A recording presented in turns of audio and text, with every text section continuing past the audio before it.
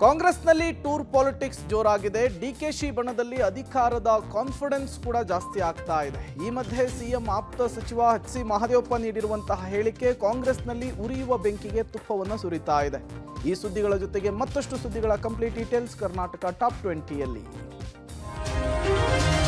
ರಾಜ್ಯ ಕಾಂಗ್ರೆಸ್ನಲ್ಲಿ ಸಿಎಂ ಬದಲಾವಣೆ ಚರ್ಚೆಯ ನಡುವೆ ಕಾಂಗ್ರೆಸ್ ಹಲವು ಶಾಸಕರು ವಿದೇಶಕ್ಕೆ ಪ್ರವಾಸ ಹೊರಟಿದ್ದಾರೆ. ಇಂದು ರಾತ್ರಿ ಹಲವರು ಫಾರಿನ್ ಟೂರ್ಗೆ ತೆರಳಿದ್ದಾರೆ. ಈ ಪೈಕಿ ಎಂಎಲ್ಎಗಳು ಹಾಗೂ ಎಂಎಲ್ಸಿಗಳು ಸಹ ಇದ್ದಾರೆ. ಆಸ್ಟ್ರೇಲಿಯಾ, ನ್ಯೂಜಿಲೆಂಡ್ಗೆ ತೆರಳಲಿದ್ದು ಮಾರ್ಚ್ ಮೊದಲ ವಾರ ವಾಪಸ್ ಬರಲಿದ್ದಾರೆ ಎನ್ನಲಾಗ್ತಿದೆ. ಆದರೆ ಯಾರ್ಯಾರು ಪ್ರವಾಸ ಹೋಗ್ತಾರೆ ಅನ್ನೋದು ಇನ್ನೂವರೆಗೂ ಖಾತ್ರಿಯಾಗಿಲ್ಲ. ಈ ಬಗ್ಗೆ ಸಚಿವ ಪ್ರಿಯಾಂಕ್ ಖರ್ಗೆ ಪ್ರತಿಕ್ರಿಯಿಸಿದ್ದು, ಶಾಸಕರು ಖಾಸಗಿಯಾಗಿ ಹೋಗ್ತಿದ್ದಾರೆ. ವೈಯಕ್ತಿಕ ಪ್ರವಾಸಕ್ಕೂ ಹೈಕಮಾಂಡ್ ಪರ್ಮಿಷನ್ ಪಡೆಯುವ ಅಗತ್ಯ ಇಲ್ಲ ಎಂದರು. ಗೃಹ ಸಚಿವ ಪರಮೇಶ್ವರ್, ಶಾಸಕರ ಹಣದಲ್ಲಿ ಅವರು ಎಲ್ಲಿಗೆ ಬೇಕಾದರೂ ಹೋಗಬಹುದು. ಬಜೆಟ್ನಲ್ಲಿ ಶಾಸಕರಿಗೆ ಕೆಲಸ ಇಲ್ಲ ಎಂದರು. ಇನ್ನು ಶಾಸಕ ಶಿವಗಂಗಾ ಬಸವರಾಜ್ ಪ್ರತಿಕ್ರಿಯಿಸಿ, ಬಜೆಟ್ ಮುನ್ನ ವಿದೇಶ ಪ್ರವಾಸ ಹೋಗೋದು ಸರಿಯಲ್ಲ ಅಂತ ಬೇಸರ ವ್ಯಕ್ತಪಡಿಸಿದ್ರು. ಪ್ರವಾಸ ಮಾಡಬಾರ್ದು ಅಂತ ಏನಾದರೂ ಇದೆಯಾ ಹೇಳಿ, ಅಥವಾ is it illegal, is it unconstitutional, ಅಥವಾ ಹೈಕಮಾಂಡ್ ಪರ್ಮಿಷನ್ ಬೇಕಾ ಹೋಗ್ಲಿಕ್ಕೆ? ಇಲ್ಲ. ಸರ್ಕಾರದ ಪರ್ಮಿಷನ್ ಬೇಕಾ? ಇಲ್ಲ.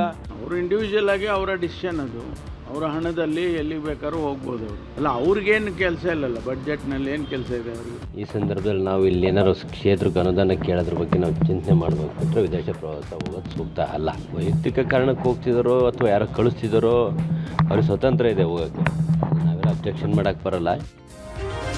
ಕಾಂಗ್ರೆಸ್ನಲ್ಲಿ ಪವರ್ ಶೇರಿಂಗ್ ವಿಚಾರದಲ್ಲಿ ಡಿಕೆಶಿ ಬಣಕ್ಕೆ ಫೆಬ್ರವರಿ ಕಾನ್ಫಿಡೆನ್ಸ್ ಜೋರಾಗಿದೆ.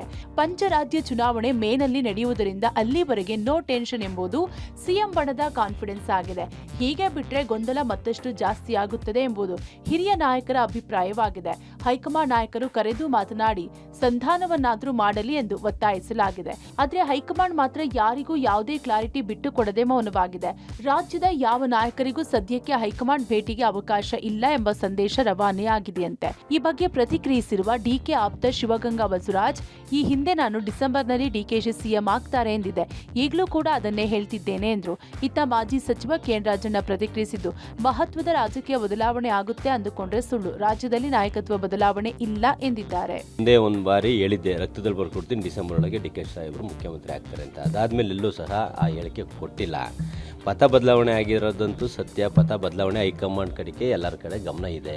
ಯಾವುದೇ ರಾಜಕೀಯದ ಸೂಕ್ಷ್ಮತೆ ಮತ್ತು ಯಾವುದೇ ಒಂದು ದೀರ್ಘವಾದಂತಹ ಬದಲಾವಣೆಗಳು ಏನಾದ್ರು ಆಗ್ತವೆ ಅಂತ ತಿಳ್ಕೊಂಡಿದ್ರೆ ಅದೆಲ್ಲ ಶುದ್ಧ ಸುಳ್ಳು.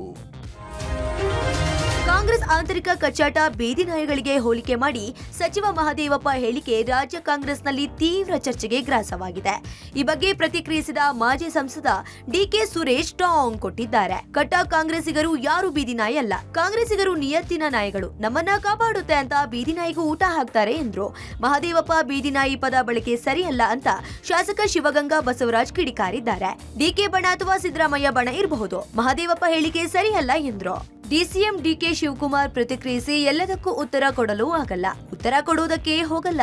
ನಾನು, ಸಿದ್ದರಾಮಯ್ಯ, ಮಲ್ಲಿಕಾರ್ಜುನ ಖರ್ಗೆ ಅವರು ಏನ್ ಮಾಡಿದ್ದೀವಿ ಗೊತ್ತಿದೆ, ನಾವೇನು ಕದ್ದು ಮುಚ್ಚಿ ಮಾತಾಡಿಲ್ಲ ಎಂದ್ರು. ನಾನು, ಸಿದ್ದರಾಮಯ್ಯನವರು ಮತ್ತು ಹೈಕಮಾಂಡ್ ನಾವೆಲ್ಲ ಸೇರಿ ತೆಗೆದುಕೊಂಡಿರುವಂತ ಒಂದು ತೀರ್ಮಾನ. ಟೈಮ್ ಬಂದಾಗ ಉತ್ತರ ಸಿಗ್ತದೆ. ಇದೇನು ಕದ್ದು ಮುಚ್ಕೊಂಡು ಇಬ್ರು ಗುಟ್ಟು ವ್ಯವಹಾರ ಏನಿಲ್ಲ ಇಲ್ಲಿ. ಕಟ್ಟ ಕಾಂಗ್ರೆಸ್ಸಿಗರು ಯಾರು ಕೂಡ ಬೀದಿ ನಾಯಿಗಳಲ್ಲ, ನಿಯತ್ತಿನ ನಾಯಿಗಳು. ಯಾವತ್ತೂ ಕೂಡ ಋಣವನ್ನ ತೀರಿಸುವಂತ ವ್ಯಕ್ತಿತ್ವವನ್ನ ಇಟ್ಟುಕೊಂಡಿರ್ತಕ್ಕಂಥ ನಾಯಿಗಳು. ಬಾಲದ ಬಗ್ಗೆ ಬೇಜಾರಾದ್ರೆ ನಾಯಿ ಗೌರವ ಇರಲ್ಲ. ನಾಯಿ ಬಾಲ ಅಲ್ಲಾಡಿಸಿದ್ರೆ ಬೆಲೆ. ಅವ್ರು ಹಿರಿಯರಿದ್ದಾರೆ, ಆ ಥರ ಎಲ್ಲ ಪದಗಳು ಬಳಕೆ ಮಾಡಬಾರ್ದು. ಅವ್ರು ಯಾವ ವಿಷಯದಲ್ಲಿ ಮಾತಾಡಿದ್ರೋ ಗೊತ್ತಿಲ್ಲ. ಚಿಕ್ಕಮಗಳೂರಿನಲ್ಲಿ ಹಿಂದೂ ಮನೆಯ ಮೇಲೆ ಅನ್ಯ ಕೋಮಿನ ಅಪ್ರಾಪ್ತರು ಕಲ್ಲು ತೂರಾಟ ನಡೆಸಿದ ಘಟನೆ ನಡೆದಿದೆ. ಚಿಕ್ಕಮಗಳೂರು ನಗರದ ವಿಜಯಪುರ ಬಡಾವಣೆಯಲ್ಲಿ ಕಳೆದೊಂದು ವಾರದಿಂದ 5-6 ಯುವಕರು ಮನೆಗಳ ಮೇಲೆ ಕಲ್ಲು ತೂರಾಟ ನಡೆಸಿದ್ದಾರೆ. ಕಲ್ಲು ಹೊಡೆಯುತ್ತಿದ್ದ ಇಬ್ಬರನ್ನ ಹಿಂದೂ ಸಂಘಟನೆ ಕಾರ್ಯಕರ್ತರು ಥಳಿಸಿ ಪೊಲೀಸರಿಗೆ ಒಪ್ಪಿಸಿದ್ದಾರೆ. ಸದ್ಯ ಇಡೀ ನಗರ ಬೂದಿ ಮುಚ್ಚಿದ ಕೆಂಡದಂತಾಗಿದೆ. ಹಲ್ಲೆಗೊಳಗಾದ ಅಪ್ರಾಪ್ತ ಬಾಲಕರು ಸರ್ಕಾರಿ ಆಸ್ಪತ್ರೆಯಲ್ಲಿ ಚಿಕಿತ್ಸೆ ಪಡೆಯುತ್ತಿದ್ದಾರೆ. ಪ್ರಕರಣ ಸಂಬಂಧ ಬಸವನಹಳ್ಳಿ ಪೊಲೀಸರು ಕಲ್ಲು ತೂರಾಟ ಮಾಡಿದವರು ಹಾಗೂ ಅವರನ್ನ ಹಿಡಿದಿಟ್ಟುಕೊಟ್ಟ ಬಿಜೆಪಿ ಯುವ ಮುಖಂಡ ಸಂತೋಷ್ ಕೋಟ್ಯಾನ್, ಬಜರಂಗ ದಳದ ಮುಖಂಡ ಶ್ಯಾಮ್ ವಿ ಗೌಡ ಮೇಲೆ ಕೇಸ್ ದಾಖಲಿಸಿ ತನಿಖೆ ಕೈಗೊಂಡಿದ್ದಾರೆ. ಚಿಕ್ಕಮಗಳೂರಿನಲ್ಲಿ ಹಿಂದೂ ಮನೆಯ ಮೇಲೆ ಅನ್ಯ ಕೋಮಿನ ಅಪ್ರಾಪ್ತರು ಕಲ್ಲು ತೂರಾಟ ನಡೆಸಿದ ಪ್ರಕರಣಕ್ಕೆ ಸಂಬಂಧಿಸಿದಂತೆ ಪ್ರತಿಕ್ರಿಯಿಸಿದ ಮನೆ ಮಾಲೀಕ ವಿಶ್ವನಾಥ್, ರಾತ್ರಿ ಊಟ ಮಾಡುತ್ತಿರುವಾಗ ಏಕಾಏಕಿ ಕಲ್ಲು ತೂರಾಟ ನಡೆಸಿದ್ದಾರೆ. ನಮಗೆ ಭಯವಾಯಿತು. ಅವರನ್ನ ಹಿಡಿದಾಗ ಕಲ್ಲು ಹೊಡೆದ ಯುವಕರು ಇವರೇ ಅಂತ ಗೊತ್ತಾಯಿತು. ಹೀಗಾಗಿ ಪ್ರಕರಣದಲ್ಲಿ ಪೊಲೀಸರು ಸೂಕ್ತ ತನಿಖೆ ನಡೆಸಬೇಕೆಂದು ಒತ್ತಾಯಿಸಿದ್ದಾರೆ. ಪಬ್ಲಿಕ್ ಟಿವಿಗೆ ಅಪ್ರಾಪ್ತರು ಪ್ರತಿಕ್ರಿಯಿಸಿದ್ದು, ನಾವು ಕಲ್ಲು ತೂರಾಟ ನಡೆಸಿಲ್ಲ. ನಾವು ಪಾನಿಪುರಿ ತಿನ್ನಲು ವಿಜಯಪುರ ರಸ್ತೆಗೆ ಹೋಗಿದ್ದೆವು. ಪಾನಿಪುರಿ ತಿಂದು ಮನೆಗೆ ಹೋಗುವ ವೇಳೆಯಲ್ಲಿ ಹಲ್ಲೆ ನಡೆಸಿದ್ರು. ನಮ್ಮನ್ನ ಮಾತನಾಡಲು ಬಿಡಲಿಲ್ಲ. ಹೆಸರು ಕೇಳುತ್ತಿದ್ದಂತೆ ಹಲ್ಲೆ ನಡೆಸಿದ್ದಾರೆ. ಇವರ ವಿರುದ್ಧ ಸೂಕ್ತ ಕ್ರಮ ಆಗಬೇಕೆಂದು ಒತ್ತಾಯಿಸಿದ್ದಾರೆ. ಗೃಹ ಸಚಿವ ಪರಮೇಶ್ವರ್ ಘಟನೆ ಬಗ್ಗೆ ಪ್ರತಿಕ್ರಿಯಿಸಿದ್ದು, ತಪ್ಪಿತಸ್ಥರ ವಿರುದ್ಧ ಕ್ರಮ ಕೈಗೊಳ್ಳುತ್ತಾರೆ ಎಂದಿದ್ದಾರೆ. ಊಟ ಕೂತ್ಕೊಂಡ ಸಂದರ್ಭದಲ್ಲಿ ಈ ಕಡೆಯಿಂದ ಕಿರ್ಚ್ಕೊಂಡು ಹೋದ ಹುಡುಗರು 6 ಜನ ಹುಡುಗರು ಕಿರ್ಚ್ಕೊಂಡು ಹೋದ ಸಂದರ್ಭದಲ್ಲಿ ಕಲ್ಲು ತೂರಿದ್ರು. ಕಲ್ಲು ತೂರಿದ ತಕ್ಷಣ ಹೊರಗೆ ಬಂದು ನೋಡಿ ನಮ್ಮ ಅಂಗಡಿ ಸಂತೋಷವನ್ನು ಹೇಳಿದ್ರು, ಸಂತೋಷನ ಹಿಡ್ಕೊಳ್ಳಿ ಅಂತ ಅಂದಾಗ ಅವ್ರು ಹಿಡ್ಕೊಂಡು ಪೊಲೀಸರಿಗೆ ಬಂದಿದ್ರು ಸರ್. JVS ಹತ್ರ ಪಾನಿಪುರಿ ತಿನ್ಕೊಂಡು ಬರ್ತಿದ್ವಿ. ಅವ್ರು ನಿಂತಿದ್ರು, ಒಂದು 15 ಜನ ನಿಂತಿದ್ರು. ಅಲ್ಲಿ ಬರುವಾಗ ಕರೆದ್ರು. ನಮಗೆ ನಾವು ಹೆಸರು ಕೇಳಿದ್ರು. ಹೆಸರು ಕೇಳಿದ ತಕ್ಷಣ ಒಂದೇ ಸತಿ ಹಿಡ್ಕೊಂಡ್ರು. ಮಧ್ಯದಲ್ಲಿ ಹಿಡ್ಕೊಂಡು ಫುಲ್ ರಾಡ್ ಗೀಡಲ್ಲಿ ಬಾಯಿ ಮುಖಾಗೆಲ್ಲ ಹೊಡೆದು ಫುಲ್ ಮುಖ ಮೂಗೆಲ್ಲ ಹೊರತ ಅವನಿಗೆ. ಹೌದು, ಅದಕ್ಕೆ ಈಗಾಗಲೇ ಕ್ರಮ ತಗೊಂಡಿದ್ದಾರೆ ಪೊಲೀಸ್ನವರು. ಕಾನೂನು ಪ್ರಕಾರ ಏನು ಕ್ರಮ ತಗೋಬೇಕೋ ಅದನ್ನು ತಗೊಳ್ತಾರೆ.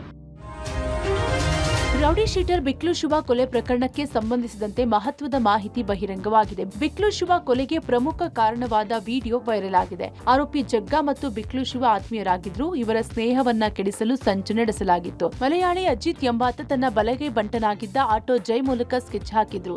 ಕಿತ್ತಗನೂರು ಜಾಗದ ಬಳಿ ಜನರ ಮುಂದೆ ಬಿಕ್ಲು ಶಿವ ಜಗ್ಗನನ್ನ ಡಾನ್ ಎಂದು ಕರೆದಿದ್ದಂತೆ. ಜಗ್ಗನನ್ನ ನೀನು ರೌಡಿ ಎಂದು ಯಾಕೆ ಹೇಳಿದೆ ಅಂತ ಜೈ ತಿರುಚಿದ್ದಾನೆ. ಈ ವೇಳೆ ನಾನು ಜಗ್ಗನನ್ನ ರೌಡಿ ಅಂತಿಲ್ಲ, ಡಾನ್ ಅಂತ ಹೇಳಿದ್ದು ಅಂತ ಸಬೂಬು ಕೊಟ್ಟಿದ್ದಾನೆ. ತಾಕತ್ತಿದ್ರೆ ಇದನ್ನೇ ಜಗ್ಗನ ಮುಂದೆ ಹೇಳು ಎಂದು ಆಟೋ ಜೈ ಸವಾಲು ಹಾಕಿದ್ದಂತೆ. ಇದರ ಬಗ್ಗೆ ಆಟೋ ಜೈ ಕರೆ ಮಾಡಿದಾಗ ಜಗ್ಗ ರಿಸೀವ್ ಮಾಡಿರಲಿಲ್ಲ. ನಂತರ ಜಗ್ಗನ ಸಂಬಂಧಿಯಾಗಿರೋ ಏಟೋ ಕಿರಣ್ಗೆ ಕರೆ ಮಾಡಿ ಜೈ ಸುಳ್ಳು ಹೇಳಿದ್ದಾನೆ. ಇದನ್ನೇ ಕೇಳಿ ಸಿಟ್ಟಾದ ಕಿರಣ್ ಅಂದಿನ ರಾತ್ರಿಯ ಸ್ಥಳಕ್ಕೆ ಬಂದು ಬಿಕ್ಲು ಶಿವ ಜೊತೆ ಗಲಾಟೆ ಮಾಡಿದಂತೆ. ಅಂದಿನಿಂದ ಜಗ್ಗ ಮತ್ತು ಶಿವನ ನಡುವೆ ವೈಮನಸ್ಸು ಶುರುವಾಗಿದ್ದು, ಘಟನೆ ಬಳಿಕ ಬಿಕ್ಲು ಶಿವ ಕೊಲೆಗೆ ಸಂಚು ರೂಪಿಸಿದ್ದಾರೆ ಎಂದು ತಿಳಿದು ಬಂದಿದೆ. ರೌಡಿ ಶೀಟರ್ ಬಿಕ್ಲು ಶಿವ ಹತ್ಯೆ ಪ್ರಕರಣದಲ್ಲಿ ಶಾಸಕ ಬೈರತಿ ಬಸವರಾಜ್ಗೆ ಸಿಐಡಿಯಿಂದ ತನಿಖೆ ತೀವ್ರಗೊಂಡಿದೆ. ಬಿಕ್ಲು ಶಿವ ಕೊಲೆ ಪ್ರಕರಣ ಸಂಬಂಧ ಬೈರತಿ ಬಸವರಾಜ್ ಜಗ್ಗನ ಜೊತೆ ಮಾತನಾಡಿದ್ದಾರೆ ಎನ್ನಲಾದ ಆಡಿಯೋವನ್ನ ವಶಕ್ಕೆ ಪಡೆದಿದ್ದಾರೆ. ಇನ್ನು ಆಡಿಯೋ ಸತ್ಯಾಸತ್ಯತೆಗೆ ಸಿಐಡಿ ಮುಂದಾಗಿದ್ದು, ಕೋರ್ಟ್ಗೆ ಧ್ವನಿ ಪರೀಕ್ಷೆಗೆ ಅನುಮತಿ ಕೋರಿ ಸಿಐಡಿ ಅಧಿಕಾರಿಗಳು ಮನವಿ ಮಾಡಲಿದ್ದಾರೆ. ಕೋರ್ಟ್ನಿಂದ ಅನುಮತಿ ಸಿಕ್ಕ ಬಳಿಕ ಬೈರತಿ ಬಸವರಾಜ್ ಧ್ವನಿ ಸಂಗ್ರಹಣೆ ಮಾಡಿ FSLಗೆ ರವಾನೆ ಮಾಡಲಿದ್ದಾರೆ. ಆಡಿಯೋದಲ್ಲಿರುವ ಧ್ವನಿ, ಸಿಐಡಿ ಮುಂದೆ ಹೇಳಿಕೆ ನೀಡಿದ ಧ್ವನಿ ಎರಡೂ ಒಂದೇ ಎಂದು ವರದಿಯಲ್ಲಿ ಬಂದ್ರೆ ಸಂಕಷ್ಟ ಎದುರಾಗಲಿದೆ. ಹೀಗಾಗಿ ಮಾಜಿ ಸಚಿವ ಬೈರತಿ ಬಸವರಾಜ್ ಆಡಿಯೋ ಸ್ಯಾಂಪಲ್ ನೀಡಲು ನಿರಾಕರಿಸಿದ್ದಾರೆ ಎನ್ನಲಾಗಿದೆ. ಯಶತಾಯಿ ಪುಷ್ಪ ಸೈಟ್ ಜಟಾಪಟಿ ವಿಚಾರ ಸದ್ಯಕ್ಕೆ ಮುಗಿಯುವ ಲಕ್ಷಣ ಕಾಣುತ್ತಿಲ್ಲ. ಇದೀಗ ಪ್ರಕರಣದ ಆದೇಶದ ಪ್ರತಿ, ಸೈಟ್ ಖರೀದಿ ಮಾಡಿದ ಬಗ್ಗೆ ಕ್ರಯಪತ್ರಗಳ ದಾಖಲೆಯ ಜೊತೆಗೆ ಹಾಸನ ಜಿಲ್ಲಾ ಪೊಲೀಸ್ ವರಿಷ್ಠಾಧಿಕಾರಿಯನ್ನ ಯಶತಾಯಿ ಪುಷ್ಪ ಭೇಟಿ ಮಾಡಿದ್ದಾರೆ. ಈ ವೇಳೆ ಪೊಲೀಸರು ಪ್ರಕರಣವನ್ನ ಸರಿಯಾಗಿ ತನಿಖೆ ಮಾಡಿಲ್ಲ. ಘಟನೆಗೆ ಸಂಬಂಧಿಸಿದಂತೆ ತಕ್ಷಣ ದೂರು ನೀಡಿದ್ದೆ, ಆದರೂ ಕೂಡ ಪೊಲೀಸರು ಕ್ರಮ ವಹಿಸಲಿಲ್ಲ. ಪೊಲೀಸರು ರೌಡಿಸಂ ಮತ್ತು ಭೂಮಾಫಿಯಾದವರಿಗೆ ಸಹಕಾರ ನೀಡುತ್ತಿದ್ದಾರೆ. ನನ್ನ ಜಾಗಕ್ಕೆ ಅತಿಕ್ರಮ ಪ್ರವೇಶ ಮಾಡಿ ಕಾಂಪೌಂಡ್ ಒಡೆದಿದ್ದಾರೆ. ಈ ಸಂಬಂಧ ಇಲ್ಲಿಯವರೆಗೆ ಯಾವುದೇ ಕ್ರಮವನ್ನ ವಹಿಸಿಲ್ಲ. ಕಾಂಪೌಂಡ್ ಒಡೆಯಲು ಬಂದಿದ್ದ JCB ಟಿಪ್ಪರ್ಗಳನ್ನ ಇಲ್ಲಿಯವರೆಗೂ ಜಪ್ತಿ ಮಾಡಿಲ್ಲ. ಪೊಲೀಸರು ನ್ಯಾಯ ಕೊಡಿಸಲು ವಿಫಲರಾಗಿದ್ದಾರೆ ಅಂತ ದೂರಿನಲ್ಲಿ ಉಲ್ಲೇಖಿಸಿದ್ದಾರೆ. ಇದೇ ಕೇಸ್ಗೆ ಸಂಬಂಧಿಸಿದಂತೆ 2025ರ ಏಪ್ರಿಲ್ 16ರ ಆದೇಶದಂತೆ ದೇವರಾಜು ಕಾಂಪೌಂಡ್ ತೆರವು ಮಾಡಿದ್ರು. ಕೋರ್ಟ್ ಆದೇಶ ಇಲ್ಲದಿದ್ದರೂ ಸೈಟ್ ತಮ್ಮದೆಂದು ಅತಿಕ್ರಮಣ ಮಾಡಲಾಗಿದೆ ಅಂತ ಪುಷ್ಪ ಆರೋಪಿಸಿದ್ರು. ಈ ಬಗ್ಗೆ ಕೋರ್ಟ್ ಮೊರೆ ಹೋಗಿದ್ದು, ಫೆಬ್ರವರಿ 11ರಂದು ಕೋರ್ಟ್ ತಡೆ ನೀಡಿದ್ದು, ಯಶತಾಯಿ ಪುಷ್ಪಗೆ ರಿಲೀಫ್ ಸಿಕ್ಕಿದೆ. ಪ್ರತಿಯೊಂದು ನಮ್ಮ ಹತ್ರ ಏನಿದೆ ಎಲ್ಲಾನು ಕೊಟ್ಟಿದೀವಿ. ಅವರು ಪ್ರತಿಯೊಂದನ್ನು ನೋಡ್ಬಿಟ್ಟು ಸ್ವಲ್ಪ ಟೈಮ್ ಕೊಡಿ, ಇವಾಗ ಬಂದಿದ್ದೀರಾ, ನಾನು ಇದ್ರ ಬಗ್ಗೆ ನೋಡಿ ಮುಂದೆ ಏನ್ ಮಾಡ್ಬೇಕು ಮಾಡಿ ನಿಮಗೆ ತಿಳಿಸ್ತೀನಿ ಅಂತ ಹೇಳಿದೆ. ಈ ತರ ನಮ್ಗೆ ಮನೆಗೆ ಬಂದು ತೊಂದರೆ ಕೊಟ್ಟಿದ್ದಾರೆ. ಇಲ್ಲಿವರೆಗೂ JCB ಸೀಜ್ ಮಾಡಿಲ್ಲ, ಏನು ಮಾಡಿಲ್ಲ. ಆ ಪೇಪರ್ಗೂ ನಮ್ ಡಾಕ್ಯುಮೆಂಟ್ಸ್ಗೂ ಯಾವ್ದು ಸಂಬಂಧ ಇಲ್ಲ. ಏಕಾಏಕಿ ಹೊಡೆದಿದ್ದಾರೆ, ಅದನ್ನ ಪರಿಶೀಲನೆ ಮಾಡಕ್ ನಮಗ್ ಬರಲ್ಲ ಅಂದ್ರು. ನಟಿ ಖಾಸಗಿ ವಿಡಿಯೋ ರೆಕಾರ್ಡ್ ಮಾಡಿ ಅಪರಿಚಿತ ವ್ಯಕ್ತಿಯೊಬ್ಬ ಬ್ಲಾಕ್ ಮೇಲ್ ಮಾಡಿದ ಘಟನೆ ನಡೆದಿದೆ. ಇತ್ತೀಚೆಗೆ ಮಹಿಳಾ ಸೆಲೆಬ್ರಿಟಿ ಕ್ರಿಕೆಟ್ ಟೂರ್ನಿಯನ್ನ ಕೋರಮಂಗಲದ ಇಂಡೋರ್ ಸ್ಟೇಡಿಯಂನಲ್ಲಿ ಆಯೋಜಿಸಲಾಗಿತ್ತು.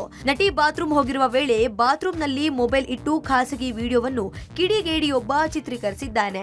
ರೆಕಾರ್ಡ್ ಮಾಡಿದ ವಿಡಿಯೋವನ್ನ ನಟಿಗೆ ಕಳುಹಿಸದೆ ಆಕೆಯ ಆಪ್ತ ಸ್ನೇಹಿತಿಗೆ ಇನ್ಸ್ಟಾಗ್ರಾಂ ಮೂಲಕ ಅಪರಿಚಿತ ವ್ಯಕ್ತಿ ಕಳುಹಿಸಿದ್ದಾನೆ. ವಿಡಿಯೋ ಪಬ್ಲಿಕ್ ಮಾಡಬಾರದಂದ್ರೆ ಇಂತಿಷ್ಟು ಹಣ ಕೊಡಬೇಕು ಎಂದು ಬ್ಲಾಕ್ ಮೇಲ್ ಮಾಡಿದ್ದಾನೆ. ಸದ್ಯ ಘಟನೆ ಸಂಬಂಧ ನಟಿಗೆ ಬ್ಲಾಕ್ ಮೇಲ್ ಮಾಡುತ್ತಿದ್ದ ಅಪರಿಚಿತ ವ್ಯಕ್ತಿ ವಿರುದ್ಧ CCB ಸೈಬರ್ ಕ್ರೈಮ್ ಪೊಲೀಸ್ ಠಾಣೆಯಲ್ಲಿ FIR ದಾಖಲಾಗಿದೆ. ಪ್ರಕರಣ ದಾಖಲಿಸಿಕೊಂಡು ಅಪರಿಚಿತ ವ್ಯಕ್ತಿಗಾಗಿ ಪೊಲೀಸರು ಬಲೆ ಬೀಸಿದ್ದಾರೆ.